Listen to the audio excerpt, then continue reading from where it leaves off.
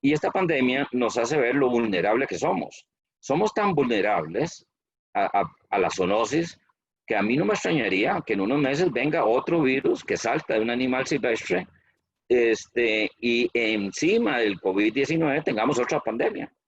Bueno, Costa Rica tiene 130 especies de murciélagos y es simplemente una pequeña chispa lo que dispararía que un patógeno de una especie de murciélago en Costa Rica pase a un ser humano y tengamos otra pandemia. Y debemos de superar esa creencia que esto sucede allá en África o sucede en China y que aunque las implicaciones son globales, esto puede suceder en nuestros propios países.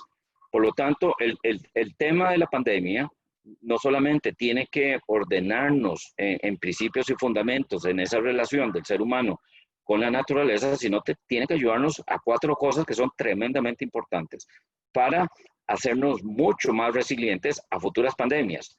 Y no estoy todavía hablando del colapso de la biodiversidad y el cambio climático como pandemias potenciales que podríamos tener. Tenemos que hacer 4 cosas. 1, parar la deforestación. Y tenemos 10 años para parar esa deforestación. Segundo, tenemos que parar el tráfico internacional de vida silvestre y el consumo de vida silvestre. Tenemos que consolidar los sistemas de áreas silvestres protegidas y hacer funcionales los corredores biológicos que interconectan las áreas silvestres protegidas. Y tenemos que tener un sistema de alerta temprana y monitoreo de patógenos silvestres que nos ayuden a contener posibles pandemias producto de la zoonosis. Si tuviéramos a nivel global un sistema de alerta temprana sobre cómo un patógeno puede brincar de un animal silvestre a un ser humano, pues no estaríamos en la situación que tenemos. Entonces, esas son lecciones muy interesantes que desgraciadamente no salen de nuestra comunidad conservacionista o ambiental que tenemos que ir posicionando. Y en ese contexto el 30% tiene mucho sentido. Pero también tiene mucho sentido el 30% desde el punto de vista de la prosperidad, la riqueza y la estabilidad del planeta. Y que en ese sentido creo yo que hay una serie de reportes muy interesantes.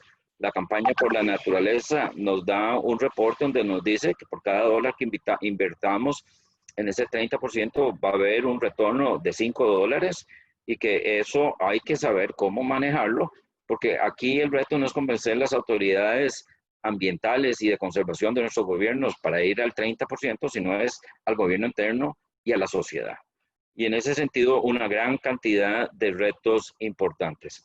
Cuando tuvimos la COP de CBD en México, en Cancún, fue tremendamente interesante ese primer esfuerzo de hacer mainstreaming de la biodiversidad y creo yo que muchas lecciones aprendimos.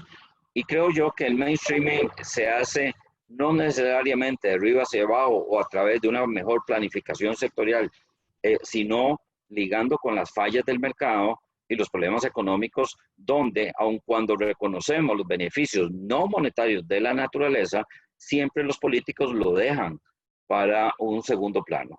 Y hoy, cuando estamos en esta crisis humanitaria y entrando en esta recesión económica que no sabemos cuándo o cómo terminará, es tremendamente importante que este esfuerzo de conservación de la naturaleza, parar deforestación, parar el tráfico de especies, consolidar áreas protegidas, desarrollar un sistema de alerta temprana para zoonosis, todo esto tiene que estar en el centro de ese proceso de la recuperación económica, no necesariamente como acciones de corto plazo, porque las acciones de corto plazo es darle empleo a la gente que se quedó sin empleo, volver a reactivar actividades comerciales y el comercio, sino que los proyectos de recuperación económica tengan componentes verdes importantes a mediano y más largo plazo.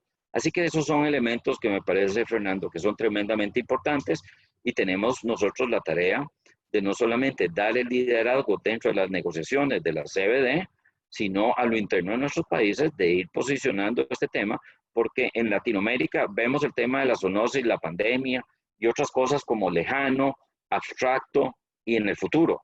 Y es todo lo contrario.